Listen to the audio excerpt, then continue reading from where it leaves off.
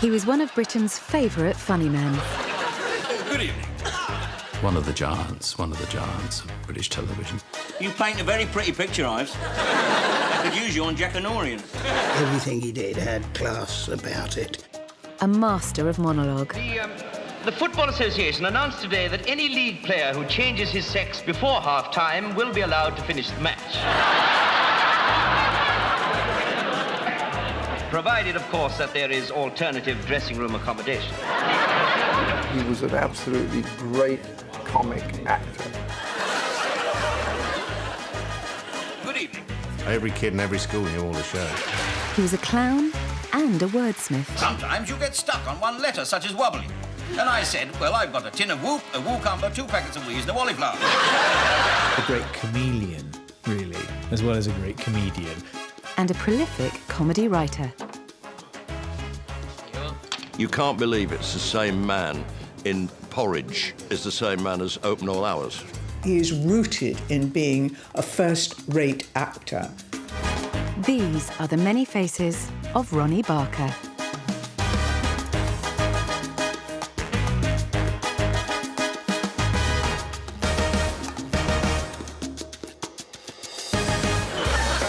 Ronnie Barker became one of the best-loved comedy faces of the 1980s. He was sensational in variety shows as one half of the Two Ronnies. Sir Laurence Olivier is appearing in No No Nanette at the Trellis Theatre, Totnes. And Nanette is appearing in No No Sir Laurence Olivier, the Globe Theatre Gospel. And as a solo star in sitcoms like Porridge. You know, Fletcher, this is the part of the job that I hate. You know, locking men up, caging them in. Yeah, 'tis a pity, too. Just when the good telly's starting and all, it's a shame, isn't it, eh? All we ever see is the news, innit, eh? News and nationwide. What's the good of bleeding nationwide when you're stuck in here, eh? He shone from an early age, but almost missed the stage for a career in banking. In private, it was an image he never really shook off. If you met him, you would never, ever think it was anything to do with the theatre. You would think he is a very witty bank manager. But Barker on screen was an inspiration for a generation of British comedy. Ronnie Barker was a superstar in all our lives. I mean, comedy, 70s comedy was hugely important, you know. Every kid in every school knew all the shows. Ronnie's fame was international. The famous fork-handle sketch wowing audiences all around the world. In every English-speaking country in the world, they were huge. Sore tips. Sore tips.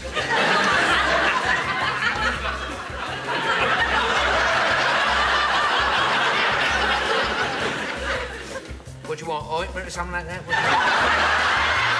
It was a work of genius, that sketch was. Ronnie Barker turned a desk job in theatre into a stage job at the Oxford Playhouse and instantly made his mark. Only gradually, I realised that whenever I had a little part, Ronnie would come up to me and give me what I realise now were wonderful notes. And I did always leap on them and say, oh, yes, that's a good, oh, I see what I'm doing now. But he was a brilliant actor. I mean, I can remember thinking how good he was in things, but in this very quiet way. There was no bombast about him. No, you wouldn't have known he was an actor. Ronnie was good, but in the early 1950s, a career in television was a million miles away. We didn't speak about television. Television was a very down-market thing that some people did for money, but I don't remember anybody speaking about television. Auntie, would you like to sit there, please? Television was still the vulgar cousin of stage, but Ronnie had his eye on glamour. His first film appearance was as a waiter being upstaged by Frankie Vaughan. Now, Henry, very nice to see you here, sir. What are you going to give us to eat, eh? Buenas tardes, senor. Senorita, huh? What is all this, eh? Why all this argumentation? Well, I'm very sorry, sir, but, well, for 7 years now, Sir Bertram has been my special customer. And I will not have him taken away from me by this foreigner. Foreigner? Well, I'm British through and through. Hid and heart. No. The movie Wonderful Things turned out to be nothing special, and Ronnie's cinema debut came to nothing. But in 1958, the wireless was the mass medium of the day, and it was here that Ronnie Barker began to get noticed in the comedy The Navy Lark. Betty Marsden told me about this very funny actor who was in a radio show, The Navy Lark. I want 2 halves. Do you mind, sailor? I've only got 1 pair of hands, you know. Yeah, I had noticed. They performed at the Playhouse Cinema, which was taken over by the BBC. So I went along and I saw Ronnie Barker and was knocked out by him. I thought he was brilliant. This afternoon. Radio was the place where comedians were, and star comedians had their shows. And when television gradually took over, they created their own stars. When radio star Jimmy Edwards moved to television, Ronnie Barker was part of the team. It's 1961, and already somebody has noticed that Ronnie looks good behind a desk. And here is the news. The spores. There is no sign of any decrease in the widespread changing of gender. The clothing exchange centres set up by the WVS will now remain open until 10 p.m. Muir and Norden were the top comedy writers on radio. And they'd done this series with Jimmy Edwards, which they asked me to do. And in that series, we had Ronnie Barker. And as soon as Muir and Norden saw Ronnie Barker in the one episode, they started rewriting the scripts to bring him in more, because he was obviously a major talent. His name to play 2 games of Scrabble. Jimmy Edwards was very much a traditional comedy performer, but now, in the 1960s, the new kids wanted to make their own radical shows. Jimmy Gilbert was to produce the landmark revue, The Frost Report. We had John Cleese, Ronnie Corbett, and I was looking for a 3rd member of the cast. And of course, I didn't have to look very far. I rang up Ronnie Barker and asked him if he would do it. But he was appearing in a play at Stratford East with Robert Atkins. But he asked if he could be released, and they let him go. So we got him. We nearly didn't get him, in which case, where would the 2 Ronnies have been? Because it was The Frost Report, where Ronnie Barker and Ronnie Corbett met, of course, and they were marvellous together. Good evening. Now, tonight in the studio, we have the chairman of the League of Television Decency, Mr. Whitefoot. Good evening. Good evening. Now, Mr. Whitefoot, I understand that the purpose of your campaign is, in fact, to clean up television. Yes. We take exception most strongly to some of the double entendre and suggestive dialogue in BBC plays, for example. Now, would you like to give us an example? Yes, willingly. The other night, a character was heard to say, and I quote, "Look here." Well, that sounds perfectly harmless to me. Well, it depends on which way you look at it, doesn't it? I mean, to me, look here suggests, look here through this keyhole, at this young female person divesting herself of her clothing. It was fresh, it was different, and it was topical as well, and was fairly cutting. There was some really, you know, and there were some very silly, sharp, little silly bits. Waiter, could I have the baked jam roll, please? Not till you've finished your cabbage. The Frost Report was live, and that was very frightening. But it actually, you know, it was not an adrenaline running around. I remember John Cleese was absolutely petrified. Oh, you go ahead, please. Fine. I think I'll begin with a little Dubrovnik caviar with just a twist of lemon. Then the lobster without dressing, please, but covered with a mixture of mushrooms and onions, the way the chef knows I like it. Because the Ronnies had so much experience, you know, and I had none at all. And I do remember looking into the mirror in the bathroom one day where I'd gone to wash my hands just before the show and thinking I could not be more frightened if I was a matador going into a ring with a bull. After that, the Coupe Jacques and a small cup of Brazilian coffee, not the Cuban, and a glass of Courvoisier 21. Thank you, sir. And Madam? I'll have a plain omelette. Sounds rather nice. Do you mind if I change? The terror is drying, you know, and we had an audience, live audience, and it was going out live, and, you know, it was really scary. A lot of it was David sitting, looking into camera and reading lots and lots of jokes off the teleprompter or the auto cue. Of course, the traditional standard of cooking we used to associate with the British was that of the guest house at a certain unnamed seaside resort famous for its Blackpool rock. With his experience of repertory theatre, Ronnie Barker brought acting skills to the increasingly dramatic sketches. Ronnie was in on an exciting revolution in television. The Frost Report brought together old school and new school comedy in a fast-moving sketch format. Enjoying your steak, are you? Yes, thank you very much. What he did was put together the intellectual mob, the university people, with more traditional performers. The Chinese eat pussycats.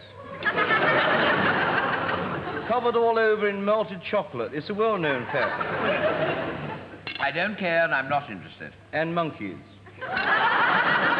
So this is an amalgam of different backgrounds.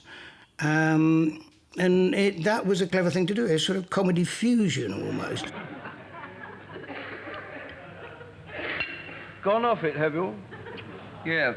Just going to eat the vegetables, are you? Yes. Vegetables have nervous systems too, you know. Scientists have recorded their screams of agony as they're torn out of the ground by their roots. Carrots shriek. Ronnie Barker, extraordinarily, sort of crossed. He could work with the university types, and he could work with the lowbrow types, Ronnie Corbett, amongst others. So he was amazing at bridging those two sort of class distinctions, if you like. But he was essentially an actor. He wasn't a comedian.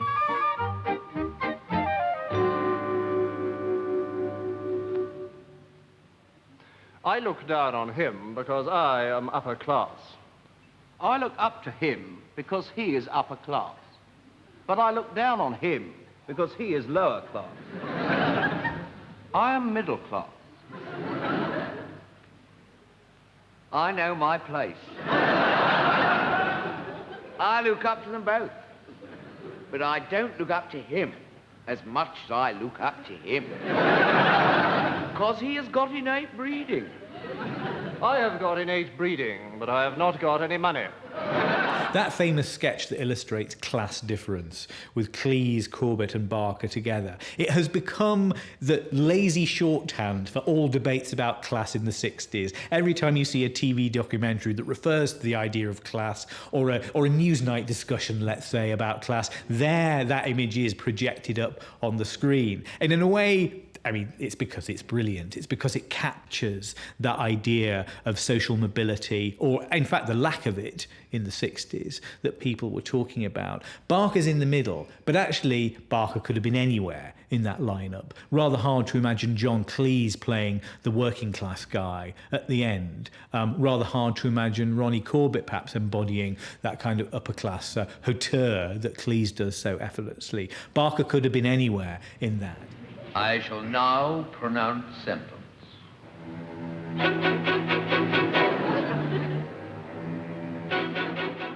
There were 2 series of The Frost Report on the BBC before the show moved to ITV as Frost on Sunday.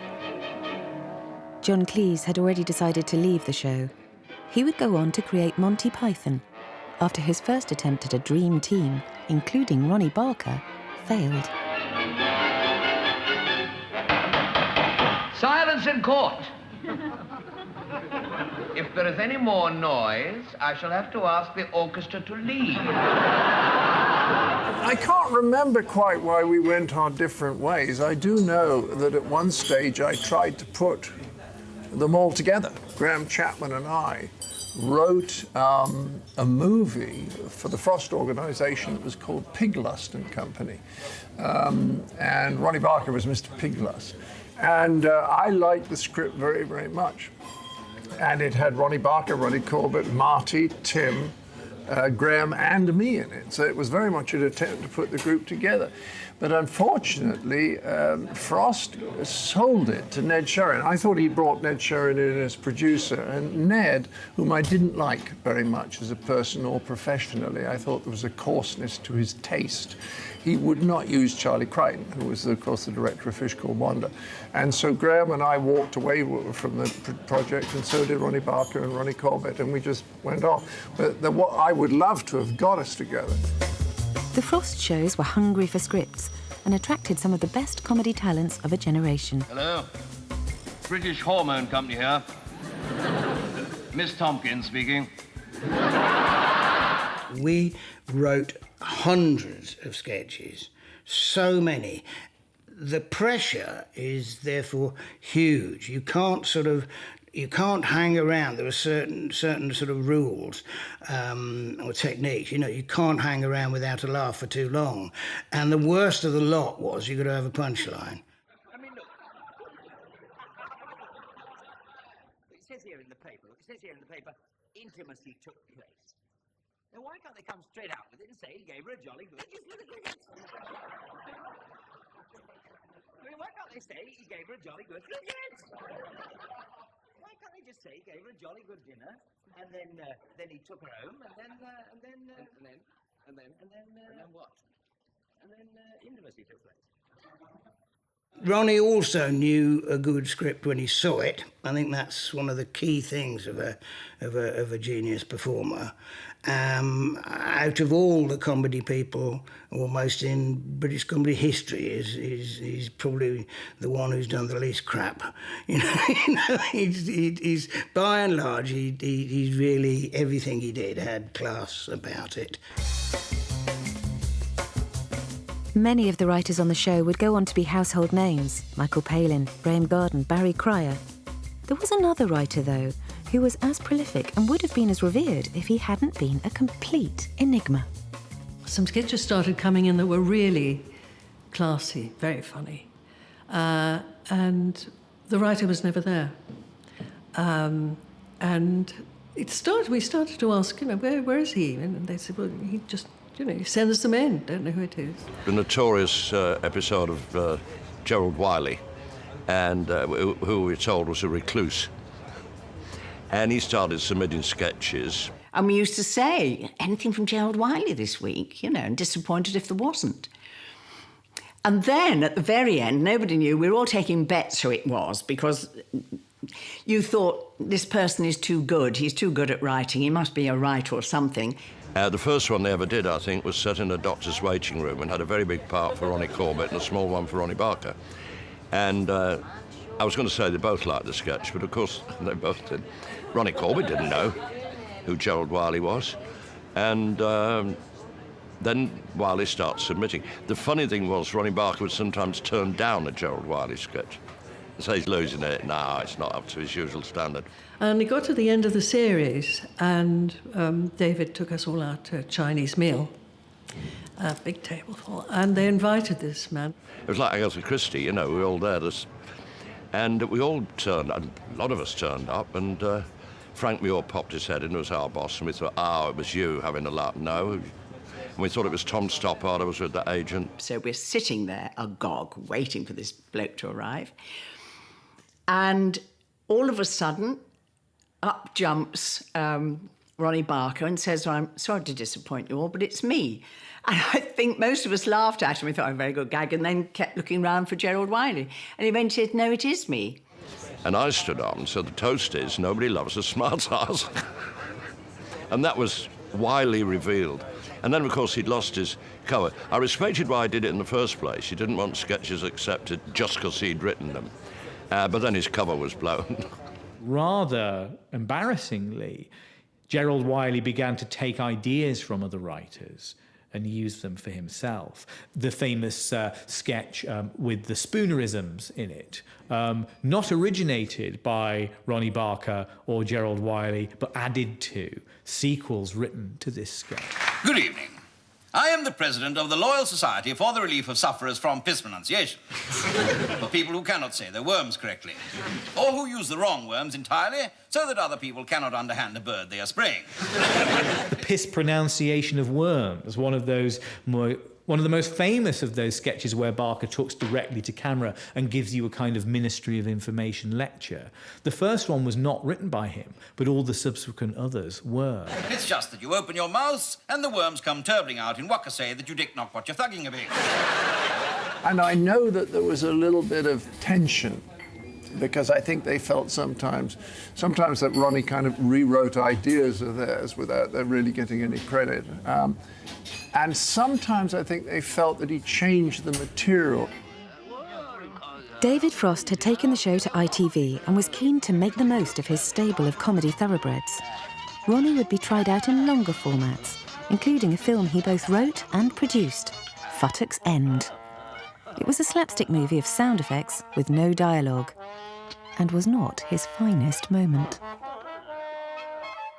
There's only one criticism I would make of Ronnie, is that he had a little bit of the Benny Hill streak of humour in him. He could put in a bosom or a bottom joke when it just sort of slightly lowered the tone of the absolutely excellent work he was doing everywhere else. It was 1970, and Futtock's End was at one extreme of a very wide spectrum of acting roles for Ronnie.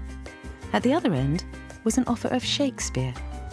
It's sad, he said, I'm not going to be able to do this, I've been offered this. I said, why can't you do it? He said, well, it's during the school holiday. I thought, what's that got to do with it? He said, well, Joy and I and the kids, we always go to Littlehampton.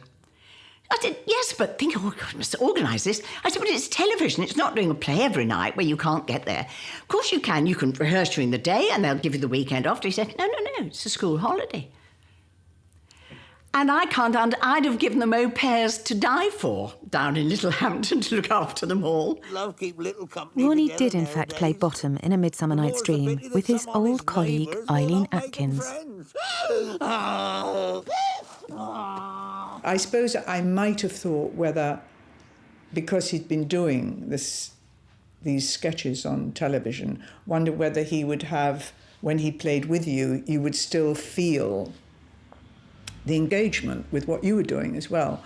But it was all there, absolutely. He is rooted in being a first-rate actor, and nothing had shifted that. No, he was lovely. I've had a dream. But ask the wit of man to say what dream it was. Man's but an ass if he go back to explain this dream. While at ITV, Ronnie appeared in 6 plays, the Ronnie Barker Playhouse, and 6 dates with Barker, each intended to, but failing to find a sitcom for the rising star. The character of Lord Rustless did emerge and featured regularly in the sketch show Hark at Barker. He would go on to make regular appearances throughout Ronnie's career. Yeah, there you are. Now, I suppose some of you must be wondering why I've sent for you. Well, the point is, the television people thought that you might like to have a look round my seat. Ronnie was named ITV Personality of the Year in 1969. ITV must have known they had a star in Barker, but his destiny was about to be forged not by his talent, but by his contract. There was a very poor decision made at London Weekend Television. There was a lot of politics at London Weekend. David Frost, an absolutely brilliant entrepreneur apart from anything else, who helped to create London Weekend Television, had the Two Ronnies under contract. And there was some politics that went on, and the management at London Weekend Television said they wouldn't continue with the Two Ronnies by buying them through David Frost's company, which was a ridiculous decision. And so they left, and the BBC couldn't believe their luck, and they signed the Two Ronnies. So ITV had the Two Ronnies and lost them, in the same way that the BBC had Stanley Baxter and lost him. The BBC launched the Two Ronnies TV show in 1971. Their trademark opening address would welcome millions of families in Britain for the next 16 years. Thank you. Good evening and welcome to the show. I must say it's very nice to be with you all, isn't it? It is, it and is. it's very nice to be with you. Thank you, Ron.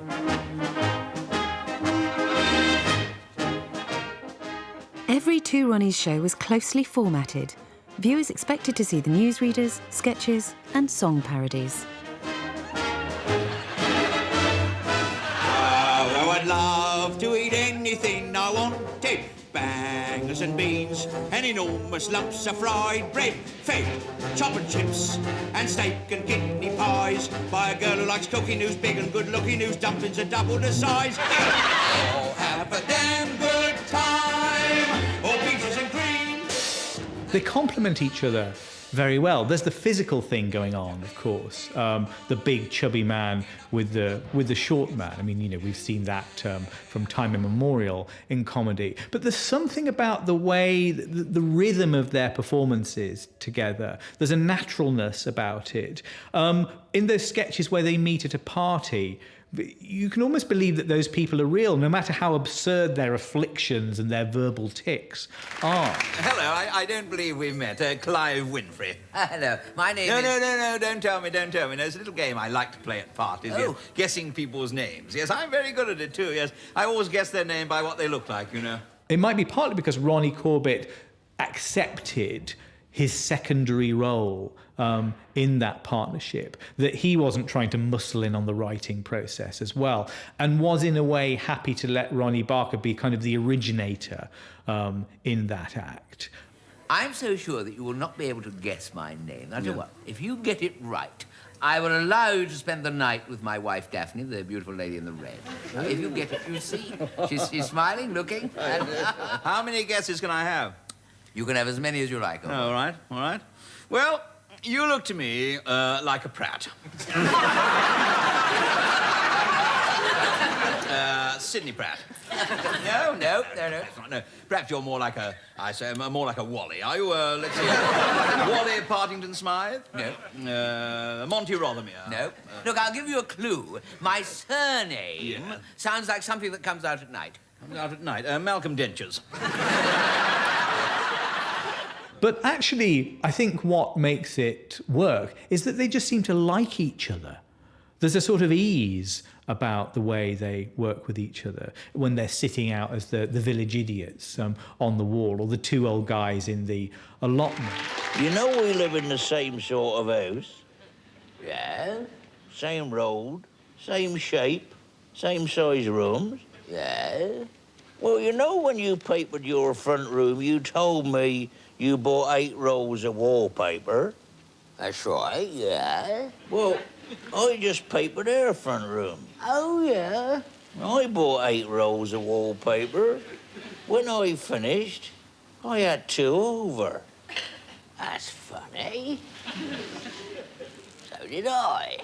Together, the Two Ronnies perfectly complemented each other, but they had a different approach to being on their own. I'm feeling a little bit drained at the moment myself because I spent the weekend potholing.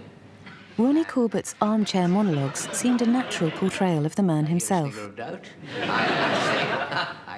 I say potholing. To be honest, actually, I was in the back garden trying to pull up a worm and it got the better of me. But Ronnie Barker always appeared in character. What about that? Eh? Yes, and I didn't help you at all with that one, did I? No, I got... No, that's the hat stand. Oh,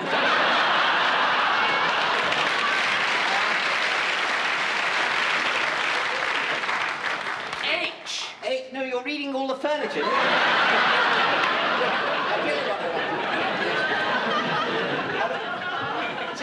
See if you can grab the end of this long pole. Yes, I got it. Have you got it? Yes. Oh, thank goodness for that.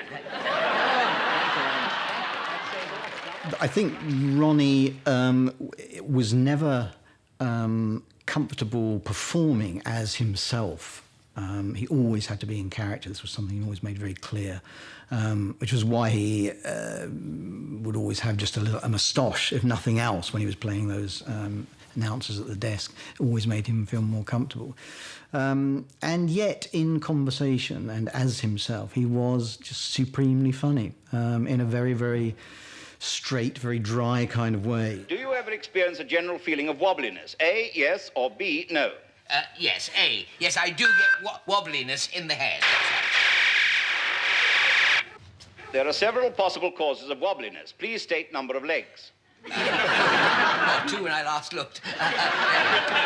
Oh, sorry, wait, the wrong button. Wait a minute. No. Oh, dear, wait a minute. You appear to have 12 legs. Are you A, the Nolan sisters? B, the Parliamentary Social Democratic Party? C, 3 teams of one-legged polo players? Or D, was this a mistake? Ronnie Barker was starring in The Two Ronnies and he wrote much of the material. Good evening. Here is the news.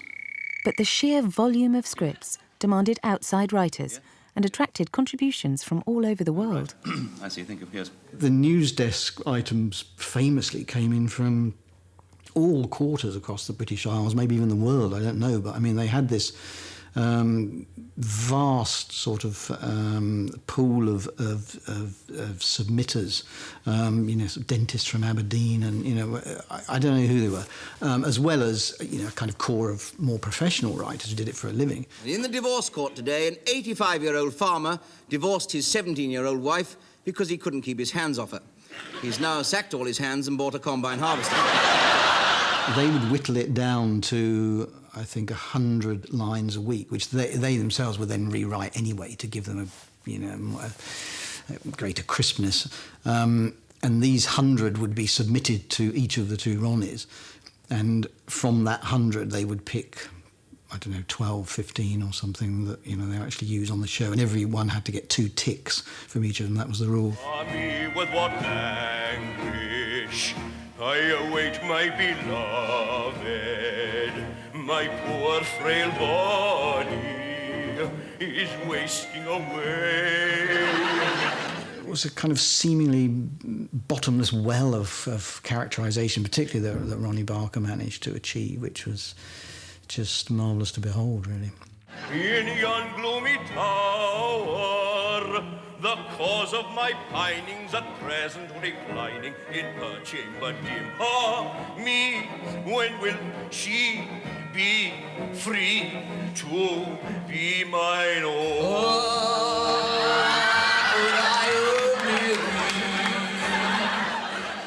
Good evening.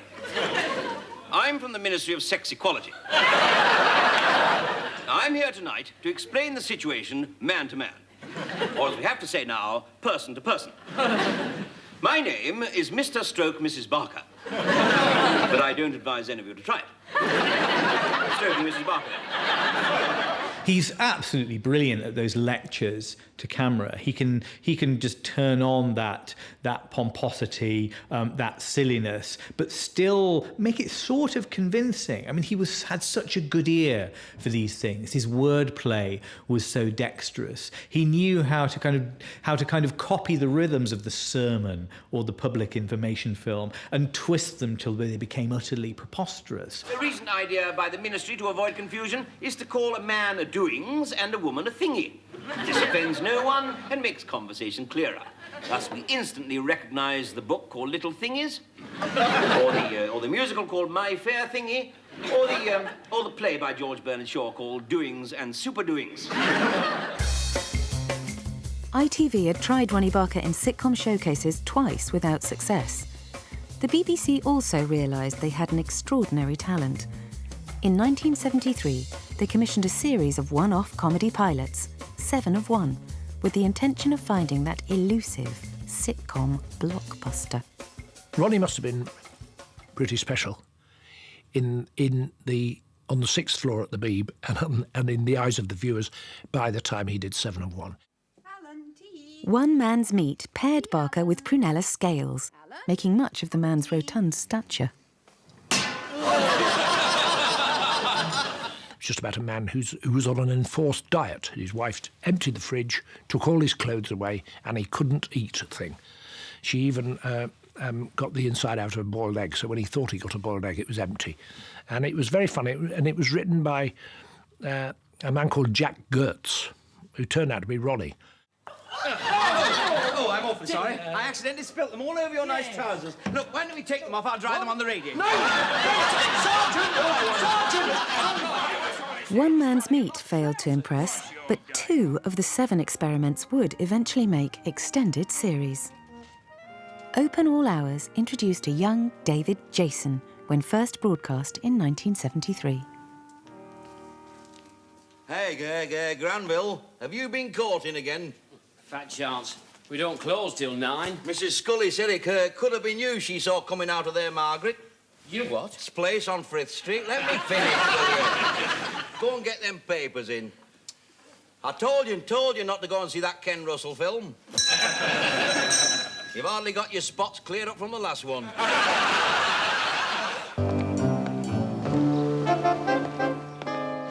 Another pilot, Prisoner and Escort, led directly to a sitcom some people consider to be the pinnacle of Ronnie Barker's career. Norman Stanley Fletcher. Small-time villain Norman Stanley Fletcher is convicted. He takes his sentence one day at a time, winning minor victories against the system, and in particular, the stern warder, Mr. Mackay, played by Fulton Mackay. Morning, Mr. Mackay. Thanks again, mate. See you. Thanks? What was all that about? Oh, that was just a bit of friendly advice, Mr. Mackay, that's all. Just a bit of friendly advice on matters of the art, just between him and me, you know. Tell me, Fletcher, is it true that this is the office of Slade Prison's Miss Lonely Hearts? Is that why you're here, then? Problems of that nature, is it? I have no problems of that nature. Oh, come off it, Mr. Mackay. All screws, beg your pardon, all prison officers have problems in that area, don't they? I mean, matrimonially, you and me is very similar, you know, because while we're both stuck in here, we can't be sure what our old ladies are up to, can we? I mean, it's no difference, is there? Eh? There is a major difference, Fletcher. Your wives are criminals' wives. They belong to the criminal classes with all their inherent traits of slovenliness and promiscuity. Our wives are the wives of uniformed men, used to a life of service, duty, decency, and moral fibre. My house reflects my wife. Big, is it? Spotless. Ronnie just disappeared, you know, inside those people that he played. Fletcher. I mean, what a wonderful creation, you know. He did say to me once, he said, "It's me, Sam, really. It's me, really, you know, it's easy." But, you know, it was a complete, full-blooded character, and that's what he was so brilliant at. And I think there was a touch of genius, really. Fletch. Hello, Warren. Will you do the honours? What, read it out to you, mean? Yeah, all right, yeah. Is it from the wife, is it? Yeah, no perfume anywhere. Oh, yeah, it's very distinctive, isn't it? Yeah, very distinctive. I think this kills 99% of household germs, doesn't it? I knew it was good. I knew it was really good, and the scripts were great. But I didn't know it was going to be a huge hit, as it turned out to be. I mean, with books written about it, and the top viewing figures one Sunday night in 1976 or 75 or something of 22 million. Oh, we'll get Saturday morning off at the laundry. I miss you and think of us when you was at home and you used to take mine. What? Used to what? Well, it's a bit personal, the next bit, you know what I mean? I don't think I should really read it out, you know, loud, not in front of me. Oh. Well, you know, it's intimate, you know. What is it? What's she saying? Ah, you read it. Oh, you can't read, can you? 7:30, 8 o'clock, whenever it was a bit of an event. We'll be there for that. Did you see Porridge last night? That episode of Porridge, where he and Richard Beckinsale are confined in their cell, fantasising about a day out that they will never have. Dreams is your escape, isn't there? There's no locked doors, there's no barriers, there's no frontiers. Dreams is freedom. Is one of the most brilliant examples of actorly control and writing, too, that I think that 70s TV ever produced. It's absolutely perfect. And there's something about the way that Barker can conjure those fantasies, the way that he narrates that day of pleasure, fantasizing about being out in the countryside when they're within the prison walls. I mean, it's just a masterclass in acting. Any actor who'd never done comedy or TV, who perhaps played the Royal Shakespeare Company and the National Theatre, would look at those performances and say, my God, that is acting of the highest calibre. 97, take one.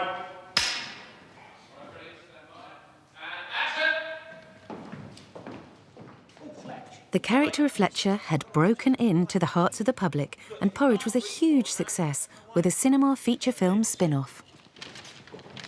Oh, dear. Where's the lane work? Tarpaulin factory? Come, read it from. All right, I'll just give you the highlights. Dearest Bunny, blah, blah, blah, blah, blah, blah, blah, blah, blah, blah, blah. Blah, blah, blah, blah. Blah, blah, blah, It's all what? trivia. It's trivia. It's nothing. It's the weather. Look, her mother's guitar. She's retard the lave. The canary's got hemorrhoids. She met a welder at the Fiesta Club. She's thinking of moving in with him. I must be all fun. I can't help that. You haven't got a canary. Come. I'm going straight. I'm straight as an arrow. And when Fletcher had served his time, there was a sequel following his release.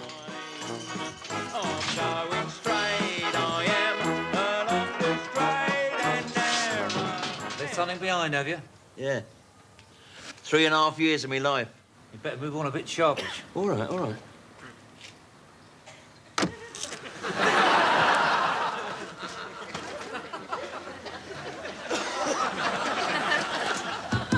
Wait.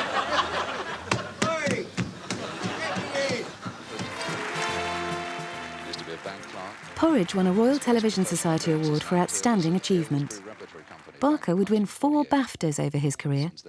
In 1975, accepting a Best Light Entertainment Performance Award, he was moved by the sudden death of his Porridge co-star. Ladies and gentlemen,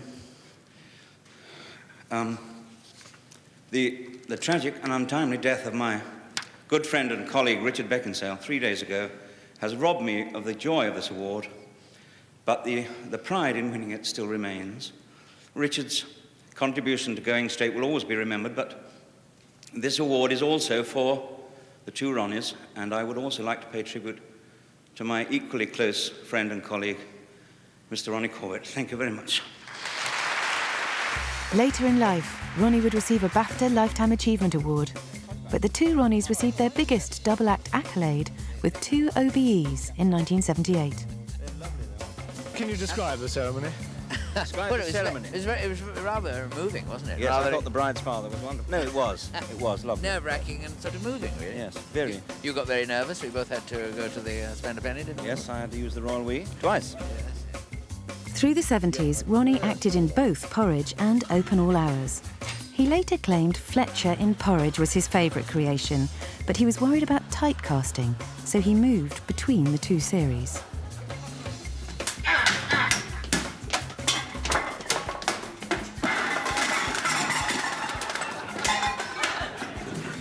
I'll kill that for flaming mouse. What gets me is if he can move like that, well, why hasn't he got a number on his jersey? He's faster than you are. Well, I know that, don't I? But it's no good hanging around here waiting for a cheese-eating tortoise, is it? By the 1980s, television had moved on.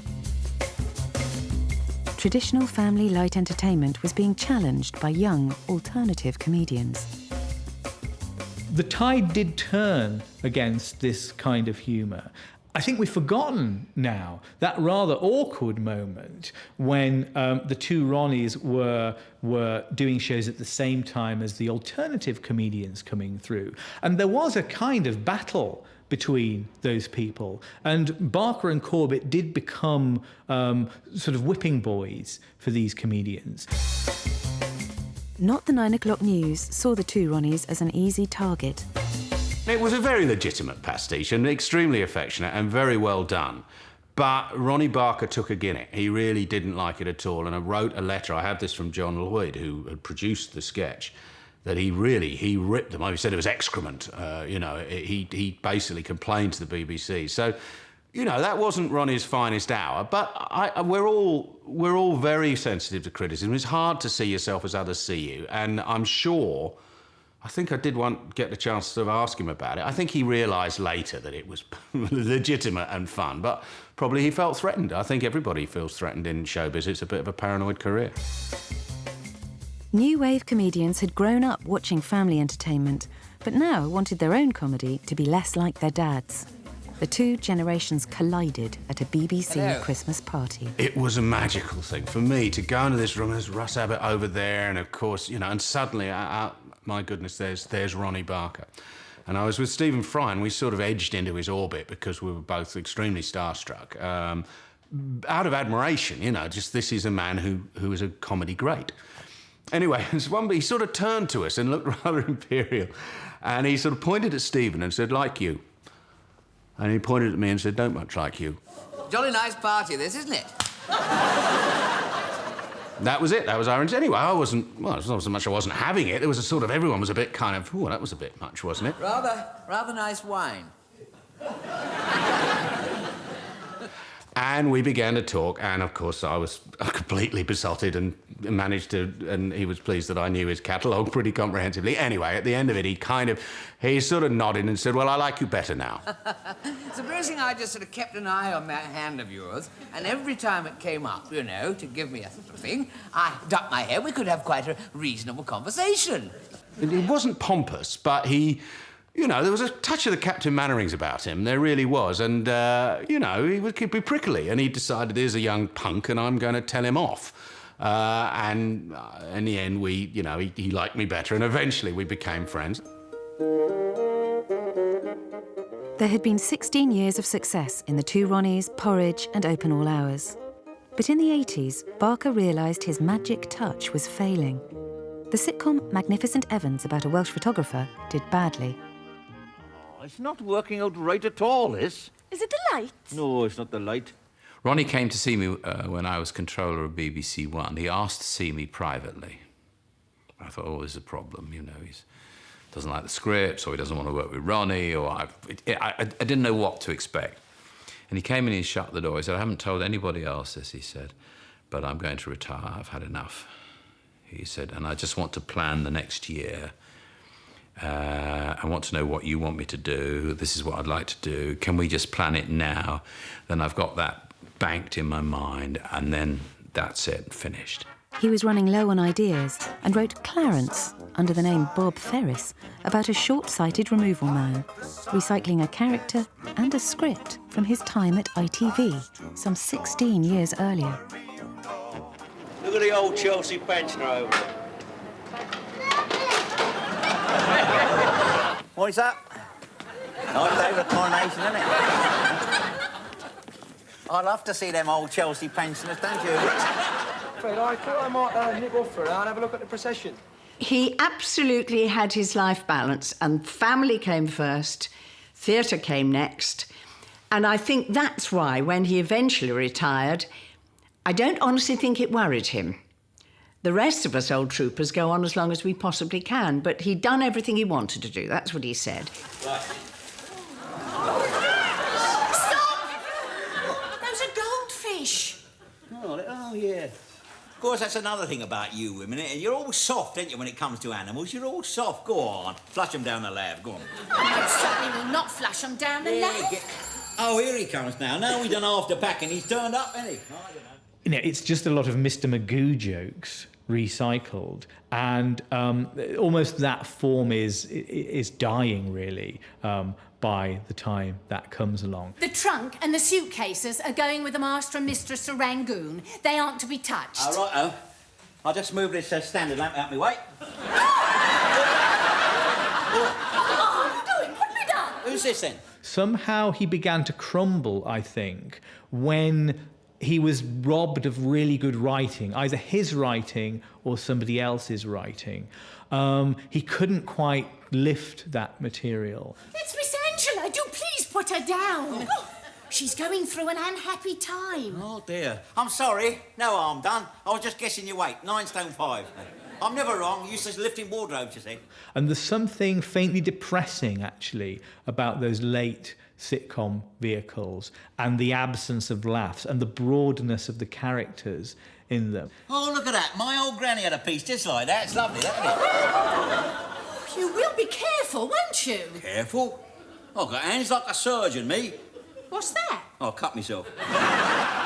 There's always a dip, you know. There's always a point when you've been around a long time, everybody loved you, and then they're kind of not bored, but you're the big guy, so nobody's going to give you plaudits. And then comes the next phase, as did happen with Ronnie Barker, finally, when he gets the full old man glory stuff. I don't know whether... I wish he hadn't retired, and I think if he had decided to just reduce his workload and keep going, I'm certain there would have been another great sitcom there. By that stage, I think he'd already had a bit of a scare, a few alarm bells about his weight. I remember he'd been told he'd got to lose weight. And he was determined that wasn't going to happen to him, and Tommy Cooper had gone around that time as well, and that he wasn't just going to keep, performing until he dropped. So it was, I applauded him for it at the time. I thought that decision was, very, very, very laudable. Quite surprised, I have to say, when he then came back to do the Churchill's Butler much later on. Ronnie was tempted back with a small part in a feature film alongside the great Albert Finney. The Gathering Storm told the story of Winston Churchill's pre-war years. Ronnie Barker played his long-suffering butler, Inches. Mr. Churchill, sir. Mr. Churchill. Inches, you're drunk. She's here, sir. She's here. What? Taxi's coming down the drive, sir. What on earth are you talking about? Mrs. Churchill, sir. She's here? Yes, sir. Ronnie had retired, I think, quite a few years. You need to research exactly how many. I think 4 or 5 at least, maybe more. He was running his antique shop with Joy, his wife, in Gloucestershire. And I went to meet him, and we got on, I suppose. And listen, anyone to have the opportunity to work with Finney, you don't turn it down. Inches, out. I'm in the middle of a letter. Telephone, sir. Out. The man says it's important, sir. Go back later. Really important. Who is it? Major Sankey, sir. Who the hell is Major Sankey? One of your constituency workers. I think you should talk to him. What, now? Yes, Mr. Churchill. He's been ringing all morning. Oh, all right. Inches, you're the most irritating clod that ever walked the earth. I was in the middle of a letter to my wife, and now I've completely lost my train of thought. Idiot! Have you no sensitivity whatsoever? There's no need to be insulting, sir. I was merely passing on a message. Shut up, Inches. How dare you? Tell the girl to put the call through up here. She's gone to lunch, sir. Well, then do it yourself. I am not acquainted with the mechanism, sir. Oh, God almighty bloody hell. You're very rude to me, Inches. You're very rude to me, sir. Yes, but I'm a great man. You're a stupid old bugger. He stood out because not only could he just do the job, it was effortless. It's like, the old thing of a tightrope walker that can walk along and they sort of do a trick fall because it makes it look like it's more difficult. Ronnie could just do anything he wanted to on that acting tightrope. Mr. Inches, I think a glass of champagne might be in order. Well, with respect, sir, I think we might save that for happier days. It was a small part and a return to his serious acting roots. Just a year later, the same team travelled to Italy to film My House in Umbria, another straight role for one of Britain's funniest actors, now in his twilight years. Well, Mrs. Delahunty, the situation, as it were, my staying here... Umbria was hard. It was hard for all of us. It was incredibly hot. We were in the middle of Tuscany, and it was, the temperatures were unbelievably hot, and you've got lights as well, and they were wearing quite heavy clothes because some of it was meant to be set in the winter, I think. So I think everybody found it tough, and I think Ronnie did as well, but he never complained. I was wondering whether it's not time for me to pack my bags. Well, he said he wasn't going to do anything after the Gathering Storm, and I slightly bullied him coming back. But I'm pleased I did, and he was happy. We found him a nice little villa, something not grand. He didn't want anything grand, but we used to go around and barbecue in the evenings, and he was always pleased to see me wearing his Panama hat and sitting under an umbrella and doing a bit of barbecuing with Joy. So I think he enjoyed the time out in Italy. He's no fool. He knows Francine will be jealous. Oh, I doubt very much whether he'll ever come back. On the other hand, he may very well come back next month. I may be dead next month. The moon may have crashed into the earth. Who knows what dreadful things may come to pass. But at the moment, I'm happy. What else matters? Carpe diem. I'm never really sure what that means. Oh, seize the day. Embrace the present. Enjoy life while you've got the chance. Ronnie Barker passed away just 2 years later, a master of comedy, at home on stage, television, and big screen. I read a book about him recently, and Ronnie Corbett said that in 40 years they'd never had an argument, and that was my experience of the guy. He was a delight to work with. Your game, milady? When they look at the 20th century in terms of what we laughed at and what brought us all together and what gave us a wonderful, warm feeling of being part of the same community, sharing a sense of humour, Ronnie Barker will be, without question, a member of a small and elite group. Listen, I have to keep my hands at room temperature in case I ever have to decant any of that sparkling vintage full-bodied white known locally as Nurse Gladys Emanuel. He certainly would rank alongside people like Spike Milligan and Eric Morecambe. I'm the only bloke that keeps the tone of this place up here. I mean, those monologues with tongue-tripping lines and everything. I didn't know anybody who was as good as he was. Good evening. Horror is the now's a ton. At the Primo Minister's country house, Charles. He was, in the best sense, a comic actor, but you can put the comedy, you can put the comic in brackets. He was a terrific actor. Dreams is your escape, isn't there? There's no locked doors, there's no barriers, there's no frontiers. Dreams is freedom. There aren't many people who slot into that kind of tradition because he could do so much more than that too. But I think that's essentially what he is. He was a great actor. He was very, very good at comedy. And we've just been told the police are desperately seeking the man who steals the ends of news items. The man is described as tall and grey-haired with a very big. That's all we've got time for this evening, so it's good night from me. And it's good night from him. Good night. Good night.